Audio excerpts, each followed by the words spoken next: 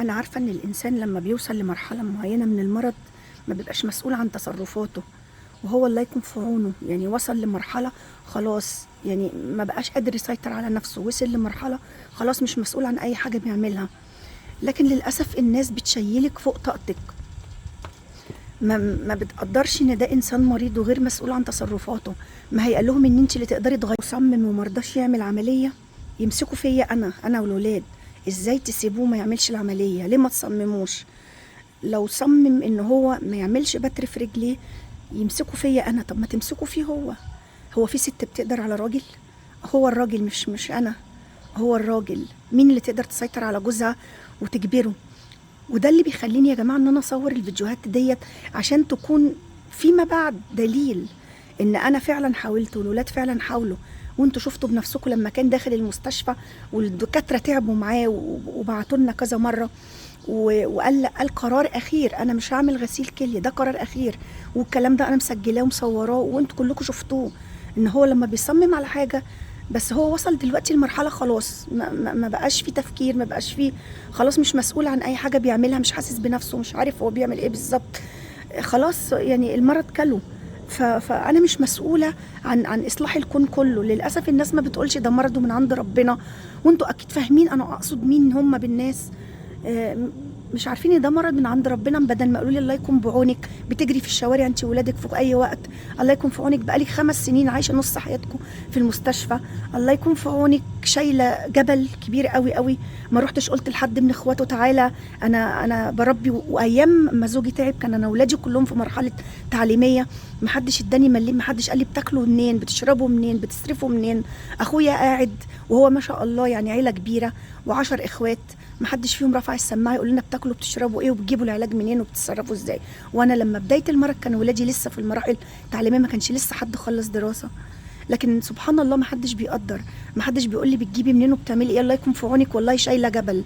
الله يكون في عونك، يعني متحمله وبتحاولي معاه لا، ما حدش بيقول كده. وده اللي طبعا انا ما بقولش ان زوجي غلطان في اي شيء، لان ليس على المريض حرج، ويا رب ما يحط حد في مكانه ابدا.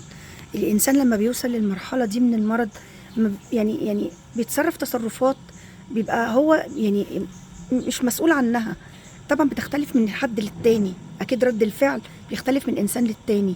المشكله مش فيه هو. انا ممكن اتحمل 100 سنه، مفيش مشكله بالنسبه لي، يعني مش هتحمله في مرضه. المشكله في الناس اللي بتشيلك فوق طاقتك، اللي بتفكر ان انت تقدري تعملي حاجه ومش بتعمليها. هي دي المشكله. المشكله الناس اللي مش بتقدر ان انت شايله بيت كامل فيه اولاد، لو سهيتي عنهم لحظه. وانا في بلد يعني ما يعلم بيها الا ربنا، فيها جميع انواع الحريه، تقدري تعملي اي حاجه براحتك من غير ما حد يسالك رايحه فين، جايه منين، بتعملي ايه. فانا لازم يبقى عيني في وسط راسي، لازم عيني في وسط راسي، لازم اخلي بالي من عيالي. فانا يعني ما حدش بيقدر ان انا ما لجأتش لحد، ما طلبتش مساعده من حد. انا قايمه بالبيت كله وقايمه بالولاد، وفي نفس الوقت بربي ولادي احسن تربيه. وما شاء الله كل يشهد ان انا ولادي احسن شهادات واحسن تعليم واحسن اخلاق. فوقفوا معايا وقفه جامده قوي، بالرغم ان هم كانوا لسه يعني. ادول ده خلص الجامعه، والانسان سبحان الله يعني ما خلصش الجامعه من هنا واشتغل لنفسه، ده هو شال الهم بدري بدري. الانسان بيشتغل او بيخلص كليه بيبتدي يشتغل، بيبتدي يشوف نفسه، بيشوف حياته، بياخد مرتبه، بيشوف الدنيا فيها ايه، بيبتدي يخطب، بيبتدي هيتجوز. لكن انا ابني كان بيعول بيت كامل من 8 افراد مره واحده، يعني ما خدهاش بالتدريج. الواحد لما بيتجوز بيبقى متجوز بيقول زوجته بس، بعد كده بيجيب ابن واحد، بعد كده ما شاء الله 2، وهكذا. فبياخدها بالتدريج. انا ابني مأجل حتى الخلفة علشان شايف ان هو مش هيقدر ان هو يوفي ويصرف على بيتين واولاد. قال لي انا مش هجيب اطفال دلوقتي واظلمهم معايا الا اذا كنت قدها وقدود. فاللي حاصل محدش بيقدر، للاسف الشديد محدش بيقدر. انا اولادي وقفوا معايا ما شاء الله الله اكبر، وقفه جامده قوي. ما وقفش معايا عمامهم اللي يسدوا عين الشمس، عماتهم، بالرغم ان هم عيله كبيره وعيله ميسوره الحال جدا جدا، محدش اداني مليم فيهم. لكن للاسف الشديد محدش بيقدر. مش شايلني انا هم الكون كله، مش شايلين عيالي هم فوق همهم، مش شايلينهم فوق طاقتهم. ف ده اللي بيخليني ان انا اصور الفيديوهات ديت. يمكن الواحد اهو بيفك كت اللي هو فيه شويه، بيتكلم شويه، بريح نفسي شويه، وفي نفس الوقت كل ده يعني كل حاجه بتبقى لايف قدامكم، دليل ان انا فعلا عملت اللي عليا، واولادي عملوا اللي عليهم، ومش عشان اي حد، ومش بنعمل كده عشان خاطر الناس تقول او الناس ما تقولش. طز في اي حد، طز فيهم كلهم. ضفر في فدا ضفر زوجي. احنا بنعمل كده في ابو عيالي اللي هو جاب لنا الخير كله، اللي هو الخير كله اللي عندي دلوقتي دوت بتاعه، هو اللي جايبه. انا الحمد لله يا رب من اول فيديو مصوره في اليوتيوب وانا مصوره بيتي ومصوره كل حاجه عندي، لا جبت بيت جديد ولا جبت حاجه جديده، كل حاجه هي عندي من قبل كده، كل دوت من خير جوزي. بيعمل الحاجه وبعدها ب10 دقايق بينساها. ده بدأ حتى الاكل، يعني ممكن يبقى متغدي وبعد ما يتغدى واشيل الاكل بعدها ما فيش دقيقتين يقول انا لسه ما اتغديتش. نقعد نحاول نقول له ان انت لا انت اتغديت وكلت كذا ينسى حتى لو كل ينسى. لو اخد الدواء، يعني الدواء لازم نشيله من قدامه. يعني الاول كنا في بعض ادويه مثلا زي الانسولين والحاجات دي انا اللي بخليها معايا، انا اللي بديها له. في بعض برشام وبعض حاجات كان مبشر يحطها له على الترابيزه، يحطها له في كومه، يعني دي بعد الغدا ودي قبل الغدا ودي يعني كده، بحيث ان هو ايه يبقى عارف هياخد انهي برشام. بدأنا ان هو ياخد ممكن العلاج، بدأنا نشيله من قدامه خالص، لانه ممكن ياخد العلاج في اليوم كذا مرة ويمسك الكيس يفتح وياخد العلاج، بعدها بشويه يمسك الكيس يفتح وياخد العلاج مرة تانية، بعدها يمسك الكيس يفتح. قلنا لا ما بدهاش، نشيل بقى الكيس من قدامه.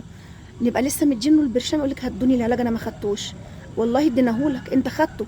يصمم لازم ياخد، لا ومش ساكت لازم ياخد، لدرجه الدكتور كتب لي على فيتامين وقال لي لما تلاقيه صمم اديله عشان يسكت، يعني اديله اي برشامه فيتامين بحيث ان هو لو صمم ان هو ما خدش العلاج نقول له طب ماشي اوكي خد، لانه فعلا يصمم وما يسكتش لما فعلا نجيب له اي حاجه نديها له بدل ان هي دي العلاج. فهو بدا حتى ياكل وينسى، ياخد العلاج وينسى. فما فيش حد بيقدر الكلام دوت، ما فيش حد بيقدر كل دوت. سبحان الله، يعني حسبي الله ونعم الوكيل مرة تانية. يعني خرج من البيت ومش عايز يرجع البيت زي ما هو حاصل حاليا، يبقى اكيد في سبب، يبقى اكيد ده كلامهم هم، يبقى اكيد في سبب مخليه مش عايز يقعد في البيت. شوفوا انتوا عملتوا له ايه بقى مخلينه مش عايز يقعد في البيت. انتوا ناسين ان في حاجة طبية، ناسين ان مريض الزهايمر بيعمل كده كتير. يا جماعة اي حد عنده مريض بيحصل معاه كده يقول لي في التعليقات عشان ما احسش ان فعلا هم صح وانا اللي غلط. نسيوا ان ده مرض، نسيوا ان الدكتور قال ان ممكن تحصل حاجه زي كده، ان خلي بالكم هو دلوقتي مش مسؤول عن تصرفاته، هو مش في عقله اصلا، هو مش عارفنا احنا مين، هو مش عارف ان ده بيته، هو غير مسؤول عن تصرفاته. هو ممكن يمشي يروح في اي مكان من غير ما يعرف هو رايح فين ولا جاي منين. ده مرض. لا هم ما بيبصوش ان ده مرض، لا هو مشي يبقى اكيد في سبب. سبب ايه يا جماعه؟ ده هو مرض. حسوا يعني حاسين باللي احنا فيه، لا هم متدلعين ولا هم يقولوا لا ملناش دعوه كل واحد يشيل ليلته. لا انا ولادي واقفين معايا ورجاله، وكلهم من اولهم لاخرهم بيشتغلوا، حتى في الاجازه بيشتغلوا. ولادي بيساعدوا معايا، ما بنحتاجش حاجه من حد الحمد لله يا رب، الحمد لله. بس للاسف اللي بيوجع هو الناس اللي ما بتقدرش، هي دي اللي بتوجع، اللي بيشيلوكي هم الدنيا والاخره. حتى المرض ممكن يفكروا ان انت تقدري، يعني المرض ده انت تقدري تشيليه ومش بتشيليه، انت تقدري تشفي وما بتشفيش. استغفر الله العظيم يا رب. نسيوا ان في حاجه اسمها ربنا هو اللي بيجيب المرض وهو اللي بيشيل، مش اي حد تاني. فحسبي الله ونعم الوكيل في اي حد بيشيل حد فوق طاقته، وحسبي الله ونعم الوكيل في اي حد بيظلم حد، وحسبي الله ونعم الوكيل في اي حد ما بيحطش نفسه مكان حد وبيفكر ان احنا يا ما هنا يا ما هناك، ما شاء الله احنا عايشين حياتنا، مش شايف اللي احنا فيه، مش شايف ان احنا في اي وقت بنجري على المستشفى. والحمد لله ده مش هقول ان ده ابتلاء من ربنا، لا ده هديه من ربنا، هديه من ربنا.